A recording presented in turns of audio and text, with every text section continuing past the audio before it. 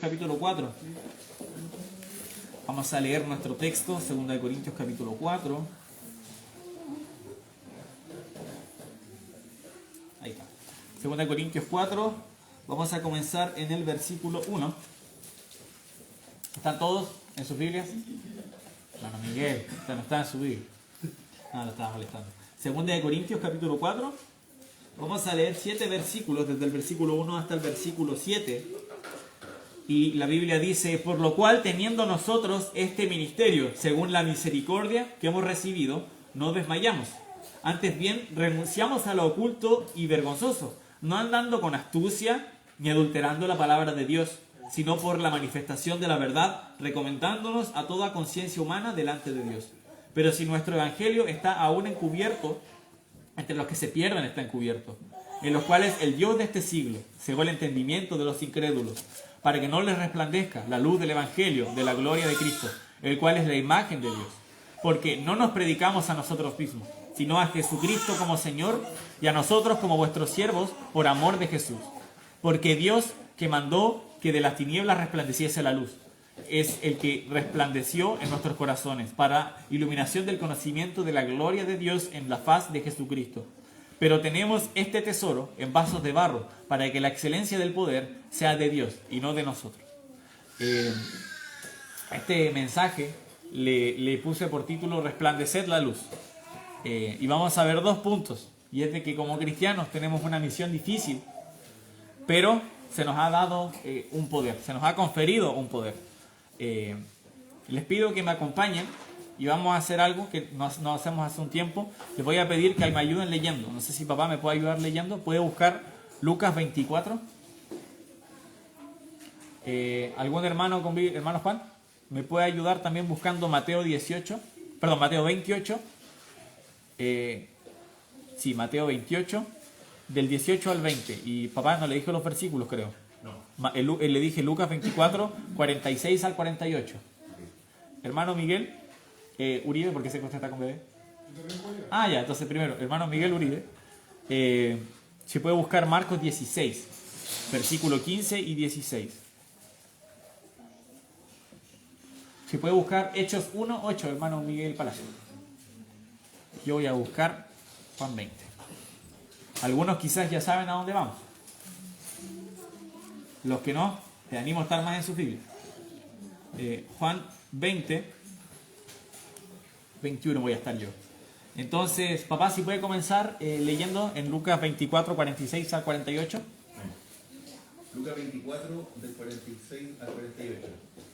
Y les dijo: así está escrito, y así fue necesario que el Cristo padeciese y resucitase de los muertos al tercer día, y que se predicase en su nombre el arrepentimiento y el perdón de pecados en todas las naciones, comenzando desde Jerusalén. Y vosotros sois testigos de estas cosas. He aquí, yo enviaré la promesa de mi Padre sobre vosotros, pero quedaos vosotros en la ciudad de Jerusalén hasta que seáis investidos de poder desde lo alto. Gracias. Hermano Juan, si puede leer Mateo 28, del 18 al 20. Y Jesús se acercó y les habló diciendo: toda potestad me da en el cielo y en la tierra. Por tanto, id y haced discípulos a todas las naciones, bautizándolos en el nombre del Padre, y del Hijo, y del Espíritu Santo, enseñándoles que guarden todas las cosas que os he mandado, y aquí yo estoy con vosotros todos los días hasta el fin del mundo. Amén. Hermano Miguel Uribe, si puede leer, era Marcos 16, del 15 al 16.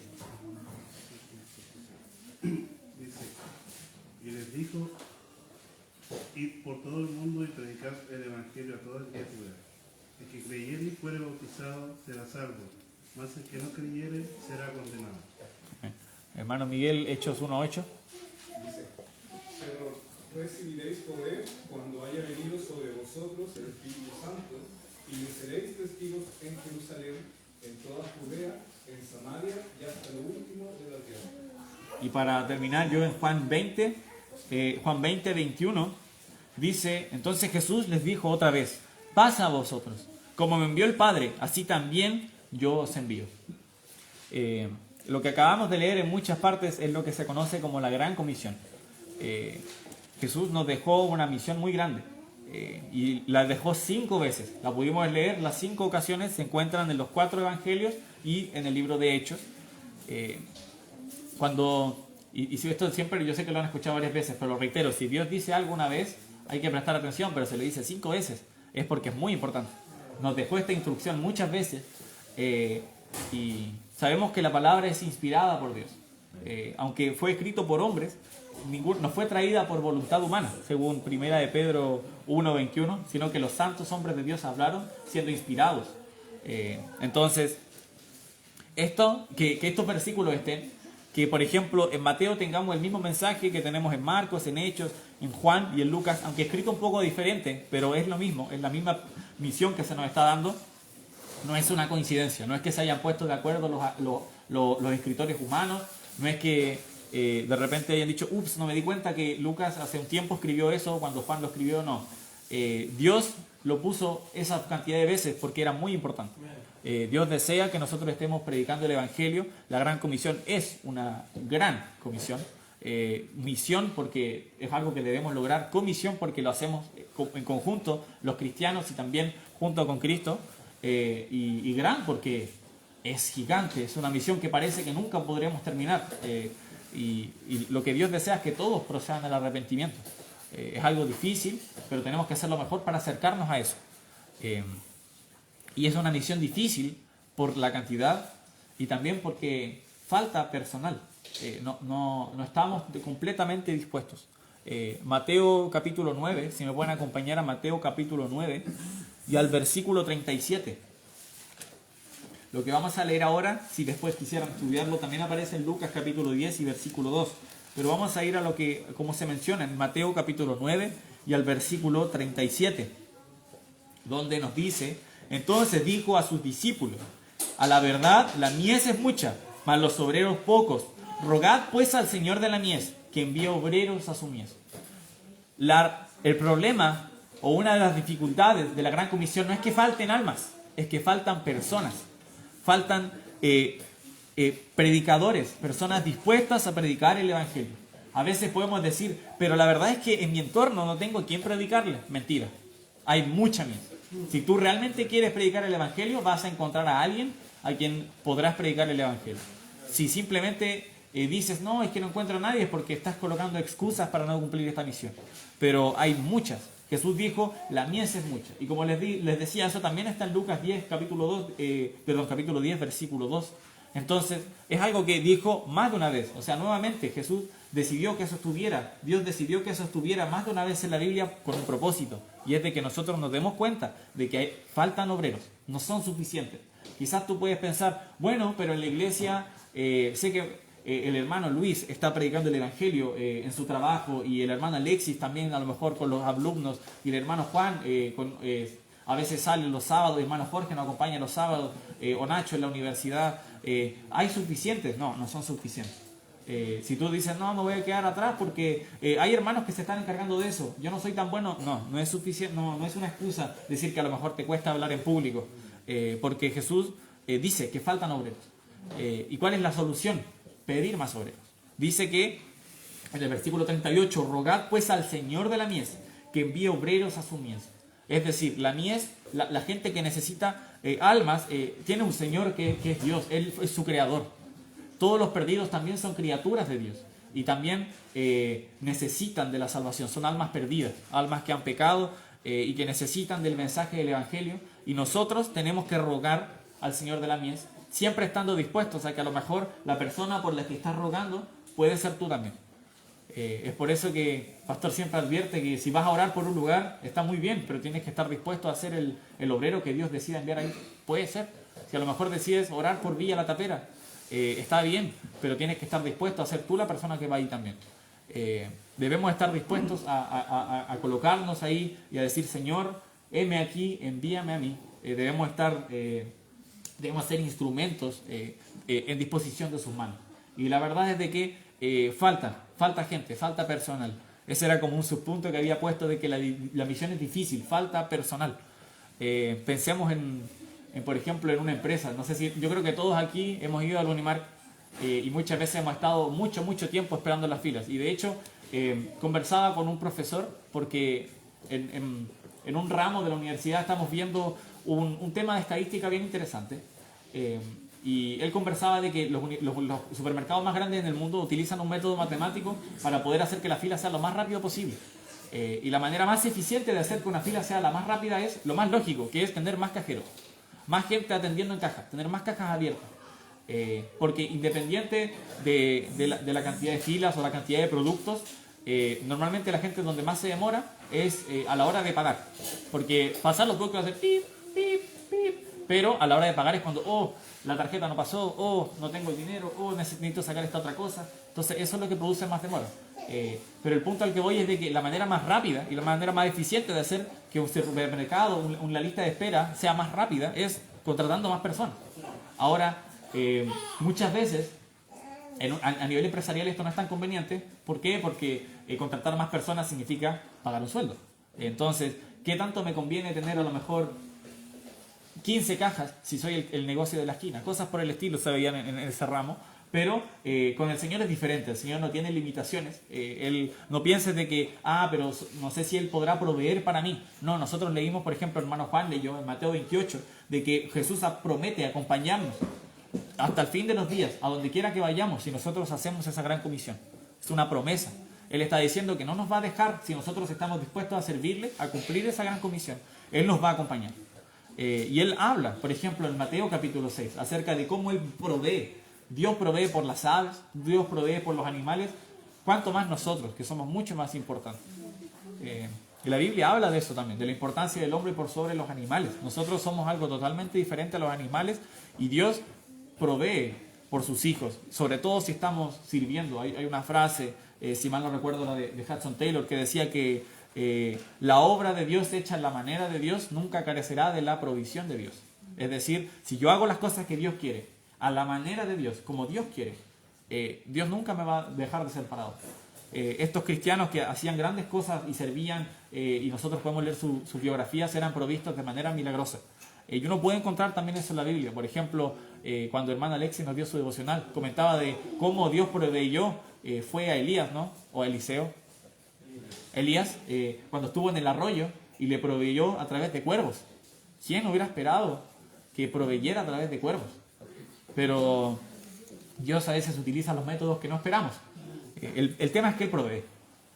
Pero falta personal y también falta gente dispuesta. Acompáñenme al libro de Ezequiel, al capítulo 22 y al versículo 30. Vamos a leer un versículo que hablaba acerca del carácter de Israel en cierta época. Esto no aplica a nosotros, no está hablando a nosotros, pero quiero que leamos lo que dice este versículo. Ezequiel, capítulo 22 y el versículo 30. ¿Están todos, hermanos? Pero respondan, por último díganme que no. Ezequiel capítulo 22, versículo 30. Quizás, se sorprendieron, siempre hablamos del Nuevo Testamento, se sorprendieron que mencioné a un profeta. Y eso que es de los mayores, les decía Moses, se perdían. Ezequiel 22, 30 dice, y busqué entre los hombres que hiciese, y busqué entre ellos hombre que hiciese vallado y que pusiese la brecha delante de mí a favor de la tierra, para que yo no la destruyese, y no lo hallé. O sea, él buscaba a alguien que tratara de evitar las cosas de Israel. Si ustedes leen el capítulo, la parte anterior, menciona acerca de cosas horribles que hizo Israel, y también, por ejemplo, cómo sus profetas y sus siervos se fueron a adorar a dioses paganos y dejaron de servirle. Y él dice, empecé a buscar a alguien que tratase de evitar que yo destruyera esta tierra, y que alguien bueno, pero no encontré a ninguno. Dios no encontró un siervo. Y muchas veces pasa eso también con nosotros. Dios desea, necesito un hombre que diga que esté chato de ver a la gente en Villa Mengual que se está yendo directo al infierno. Y necesita un hombre que esté dispuesto a dar su vida en servicio. Pero no lo encontró. Y eso es triste, porque hay muchas personas aquí y en las iglesias en general que tienen la capacidad de poder servir, pero que no lo hacen. Y obviamente estoy hablando de un servicio que quizás puede sonar muy extremo, así, dejarlo todo para ir a un lugar, pero aún en servicios tan básicos como, por ejemplo, no sé, el aseo, o participar en alguna junta, o participar en la iglesia, muchas veces no lo hacemos. Y eso no está bien. Dios desea que estemos sirviendo. La iglesia es importante. Acompáñenme a 2 de Corintios, capítulo 5. Estábamos en el capítulo 4, vamos al capítulo 5. Guarden su lugar en el capítulo 4, vamos a volver después. Pero ahora vamos a 2 Corintios 5. Vamos a leer el versículo 20, porque Dios nos ha asignado también un título. 2 Corintios capítulo 5 y el versículo 20 dice: así que somos embajadores en nombre de Cristo, como si Dios rogase por medio de nosotros. Os rogamos en nombre de Cristo, reconciliados con Dios. Dios nos dejó un título, un trabajo, una labor, un oficio, que es ser embajadores. Un embajador es un representante de una nación en una zona extranjera. Por eso a veces uno ve noticias: el embajador de China dijo tal cosa o hizo tal cosa. Son personas que vienen, en este caso el ejemplo que di de China, una persona que viene de China, que está en la embajada china acá en Chile y que representa a su país y ve todos los temas de negocio, temas de relaciones políticas. Es un representante. Él vela y él muestra que es China y él es la imagen de su país aquí en Chile. Entonces, de la misma manera, nosotros somos embajadores. Nosotros estamos representando a Dios en este mundo, estamos mostrando una imagen al mundo que le estamos diciendo: yo represento a Dios, soy un hijo de Dios y yo muestro a Dios. Por eso que en el versículo 20 dice que Dios ruega, es como si rogase por medio de nosotros. O sea, nosotros estamos siendo el instrumento con el que Dios está rogando a las personas que se reconcilien con Él. Es interesante porque la gente no está buscando a Dios, Dios está buscando a la gente. Muchas veces la gente dice: no, pero yo he buscado a Dios toda mi vida. Pero la verdad es que la Biblia nos dice de que no hay justo ni aun uno, no hay quien busque a Dios, todos se extraviaron, aún se hicieron inútiles, no hay ni siquiera uno. Entonces, no es cierto. Dios busca a la gente, Dios está deseando que todos procedan al arrepentimiento y nos utiliza a nosotros como instrumentos. Entonces, como subpunto habíamos visto, falta personal, y de parte de la gente falta interés, de parte de los perdidos falta interés. Eso lo hace difícil también. Como les había dicho, Romanos capítulo 3, y el versículo 10 de Romanos 3. Romanos 3, versículo 10, dice: como está escrito, no hay justo ni aun uno, no hay quien entienda, no hay quien busque a Dios. Todos se desviaron, a una se hicieron inútiles, no hay quien haga lo bueno, no hay ni siquiera uno. Como dice en el versículo 11, la segunda parte, no hay quien busque a Dios. Entre los perdidos no hay quien busque con un anhelo sincero a Dios. Hay gente que tiene dudas, hay gente que obviamente, porque Dios se revela a través de su creación, tiene dudas acerca del Creador, pero nuestro pecado nos impide buscar directamente a Dios, y es Dios el que hace la obra en el corazón, y ahí es cuando la persona toma la decisión. Dios es el que está buscando, el que está tratando de reconciliar con la gente. Entonces, ¿y por qué sucede esto? ¿Por qué la gente no busca a Dios? Bueno, la gente primero es pecadora. Muchas veces empezar a aclarar las cosas con Dios, a ordenar las cosas, significa dejar un estilo de vida mundano que muchas veces no queremos dejar. Eso pasa mucho con la gente perdida. Pero pensando en el texto que estábamos leyendo en 2 Corintios capítulo 4, el versículo 3 y el versículo 4 nos dicen algo muy interesante. Nos dice en el versículo 3: pero si nuestro evangelio está aún encubierto, entre los que se pierdan está encubierto. Dice el 4: en los cuales el Dios de este siglo cegó el entendimiento de los incrédulos, para que no les resplandezca la luz del evangelio de la gloria de Cristo, el cual es la imagen de Dios. Entonces, el diablo está haciendo una parte ahí también. Muchas veces al diablo tiene muchos nombres en la Biblia. Se le habla, dice creo que el Dios de la potestad del aire, el Dios de este siglo, Satanás,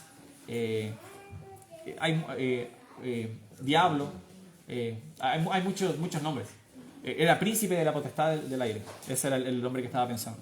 Entonces aquí está hablando de que el diablo tiene el conocimiento entenebrecido de las personas. Ahora, no significa de que estemos evitando el libre albedrío o que el diablo esté evitando el libre albedrío y por eso las personas no pueden ser salvas. No me malentiendan. Un ejemplo muy claro lo podemos encontrar, por ejemplo, en Juan capítulo 12. Vamos a Juan capítulo 12.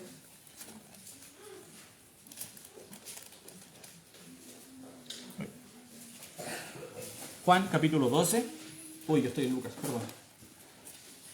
Juan 12 y el versículo 36. Oh, yo estoy en Juan 13, perdón. Oh, lo siento más. Ha sido un día largo. Juan 12,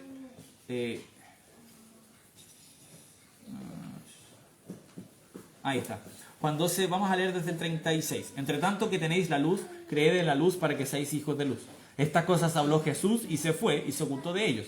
37. Pero a pesar de que había hecho tantas señales delante de ellos, no creían en él, para que se cumpliese la palabra del profeta Isaías, que dijo: Señor, ¿quién ha creído nuestro anuncio? ¿Y quién se ha revelado el brazo del Señor? Por esto no podían creer, porque también dijo Isaías: cegó los ojos de ellos y endureció su corazón, para que no vean con los ojos y entiendan con el corazón y se conviertan y yo los sane. Isaías dijo esto cuando vio su gloria y habló acerca de él. Dejémoslo hasta ahí. Entonces aquí es algo similar. Ahora está hablando sí de Dios, no del diablo, y que endureció sus corazones. Es muy similar a lo que pasó con Faraón.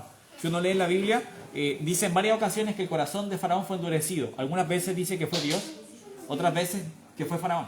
Y la verdad es de que nosotros tenemos libre albedrío. Faraón endureció su corazón porque quería. Dios simplemente dio el empujón final. O sea, Faraón ya lo estaba haciendo, ya iba a endurecer su corazón. Dios simplemente dio un empujón final. Porque acá, por ejemplo, podemos ver de que los fariseos eran unas personas muy ensimismadas en sus tradiciones, en sus reglas. Entonces ellos estaban muy escépticos, estaban dispuestos a cerrar su corazón. Pero sin embargo, aun cuando dice de que Dios cegó de ellos en el versículo 40, cegó los ojos de ellos y endureció su corazón, en el 42 dice: con todo eso, aún de los gobernantes muchos creyeron en él. Entonces no hay excusa, ¿no? O sea, una persona no puede decir, en un caso hipotético: no, pero ¿cómo voy a ser salvo si Dios tiene, o el diablo tiene mi conocimiento entenebrecido? Dudo que alguien alguna vez les diga eso, pero en un caso hipotético. Bueno, aún con Dios dice que cegando sus ojos, hubo gente que creyó. Es decir, la decisión es de uno. Cada persona puede decidir. Tenemos libertad del alma. Es decir, si una persona va al infierno es porque decidió, rehusó a creer en el Hijo de Dios. La Biblia nos dice eso en Juan 3, de que el que no cree ya ha sido condenado porque ha rehusado a creer en el Hijo. Entonces, quería aclarar eso. Pero sí es cierto de que el diablo tiene el conocimiento de este mundo, lo tiene entenebrecido. Es por eso que hay tanta confusión. Es por eso que a veces la gente dice: ¿por qué hay tantas religiones, tantas doctrinas que creen en dioses tan diferentes? Bueno, el diablo tiene el conocimiento de este mundo entenebrecido. La gente está confundida y al diablo le gusta tener a la gente confundida. Pero bueno, nosotros hemos sido dados de una armadura. No vamos a entrar en eso porque Pastor ha hecho una gran serie de predicaciones acerca de Efesios 6 y nos habla acerca de cómo podemos estar preparados para las acechanzas del diablo. Entonces, si queremos enfrentar al diablo, enfrentarlo para poder luchar cuando él está entenebreciendo el conocimiento de la gente, tenemos las herramientas necesarias a nuestra disposición. Pero sin entrar en eso, quería mencionar sí que podemos hacerlo. Entonces, la misión es difícil porque falta personal y porque la gente no está interesada. Pero se nos ha conferido un poder y ese poder es suficiente. El poder de Dios para la salvación se nos ha dado, el cual es el Evangelio. Pero primero vamos a volver a 2 de Corintios y vamos a ver qué no es el poder de Dios para salvación. ¿Cuáles son las cosas que no son las que salvan a las personas? Y que muchas veces pasan. En el versículo 2 de 2 de Corintios capítulo 4 dice: antes bien, renunciamos a lo oculto y vergonzoso, no andando, dice, con astucia, ni adulterando la palabra de Dios, sino por la manifestación de la verdad, recomendándonos a toda conciencia humana delante de Dios. Es muy posible de que a Pablo le estuvieran diciendo de que él estaba convenciendo a las personas por medio de astucia, por medio a lo mejor de algún tipo de truco. Pero no, él predicaba la verdad de la Biblia y es lo que nosotros debemos hablar. Cuando nosotros predicamos el Evangelio, tenemos que predicar la palabra. Eso es lo que debemos hacer. Versículos que hablan acerca de eso. Nunca, hermano, nunca predique el Evangelio sin mencionar la Biblia. De hecho, le recomiendo que si va a predicar el Evangelio, ande con su Biblia. Sería ideal. Si no, a veces podemos andar si la Biblia es verdad, podemos ocupar una aplicación del celular, pero ocupemos Biblia, ocupemos palabra, ocupemos versículos. Es importante. Entonces, el poder de Dios para salvación no son mis palabras. El versículo 2 leímos que muestra que no es adulterando palabras ni con astucia humana, no usamos trucos psicológicos. Estuve buscando un poquito acerca de como trucos para convencer a las personas, como para convencer a una persona de una idea, para convencer a una persona de que cambie de postura. Decía, por ejemplo, en el primero: ten claro siempre a quién quieres convencer. O sea, hablando de que uno no le está hablando, uno no quiere simplemente refutar una idea, sino que quiere convencer a una persona. Después, el segundo truco decía: cuidado con la disonancia cognitiva. Es decir, uno no quiere creer a la persona de que creemos cosas diferentes totalmente, pero sí quieres dejárselo claro. Entonces hay que ser cuidadoso con hacer ideas que se confronten o mostrarle que tu postura tiene errores. A eso se refería. El tercer punto decía, muestra tus limitaciones. Es decir, ser humano y mostrarle de que aún con todo lo que le quieres plantear, no eres perfecto ni crees que eres superior. A eso se refería. Y después apela a la vida real. Decía que cuando uno plantea una idea, una postura, que sea tangible y que no sea una discusión tan abstracta. Hermanos, yo no les recomendaría que busquen consejos así para predicar el Evangelio. Que busquen tips para convencer personas, tips para parecer más amable, tips para... No es bueno eso. No es bueno ocupar astucia ni técnicas humanas y psicológicas para predicar el Evangelio, porque eso no es el poder de Dios para salvación.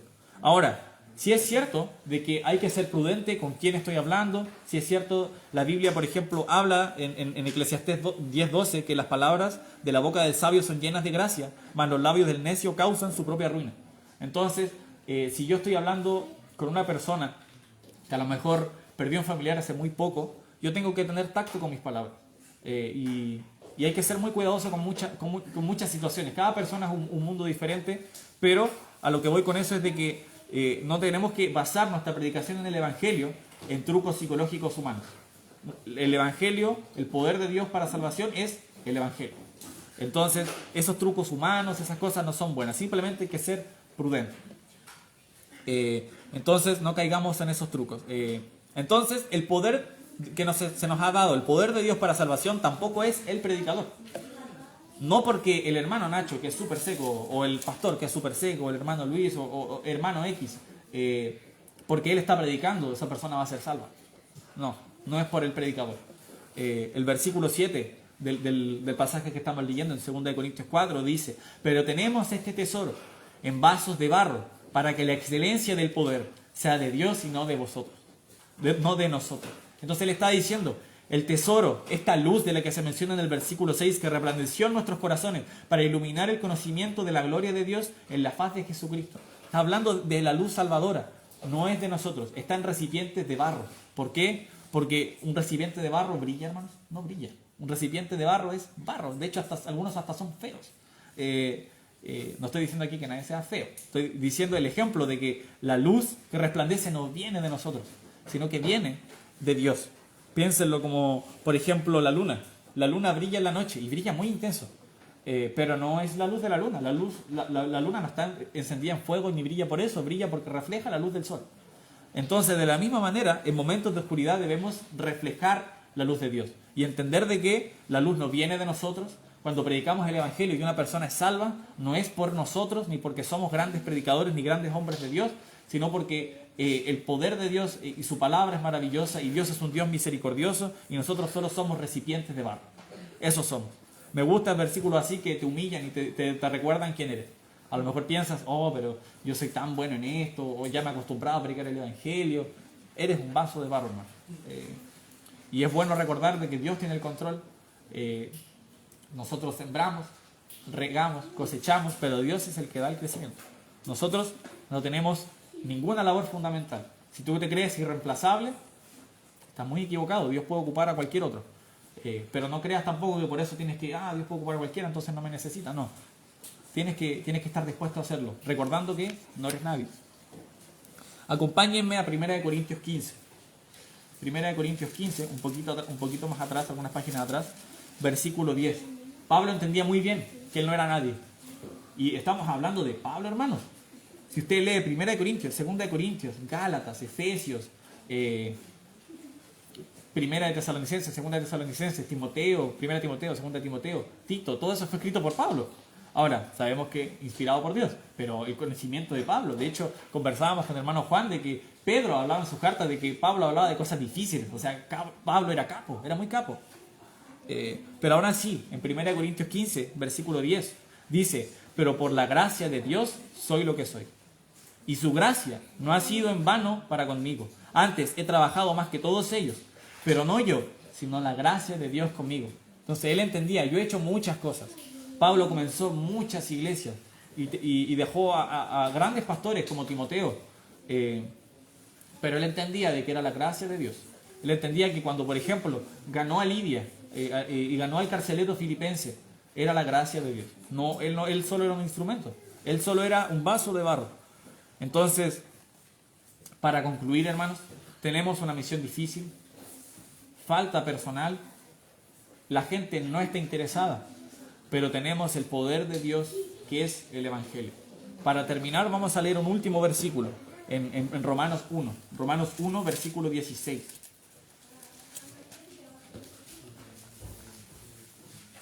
Romanos capítulo 1, versículo 16.